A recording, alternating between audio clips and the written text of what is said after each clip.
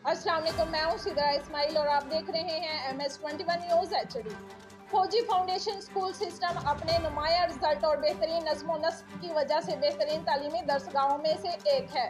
गुज़िश्ता रोज़ फौजी foundation school hardly street branch के बच्चे अपने असातिज़ा के साथ इस्लामाबाद के मुख्तलिफ इलाकों में कुछ प्रोग्राम्स की शूटिंग में मसरूफ थे, जिनमें से एक प्रोग्राम इस्लामाबाद कम्प्लेक्स में भी हुआ। इस मौका पर MS21 न्यूज़ की टीम ने बच्चों के साथ मिलकर खूब हल्ला गुल्ला किया। दो नन्हे मुन्ने बच्चों ने हमारी टीम से मुलाकात में क्या कहा, देखते हैं इस वीडियो रिपोर्ट में।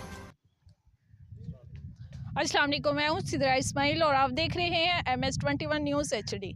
इस वक्त मैं मौजूद हूँ स्पोर्ट्स कम्प्लेक्स इस्लामाबाद में और यहाँ पे एक स्कूल फौजी फाउंडेशन हार्डली कैंपस के स्टूडेंट्स मेरे साथ मौजूद हैं। उनसे हम कुछ सवालात करेंगे और उनसे कुछ सुनेंगे, उनके अंदर क्या टैलेंट है, इनसे बात करें।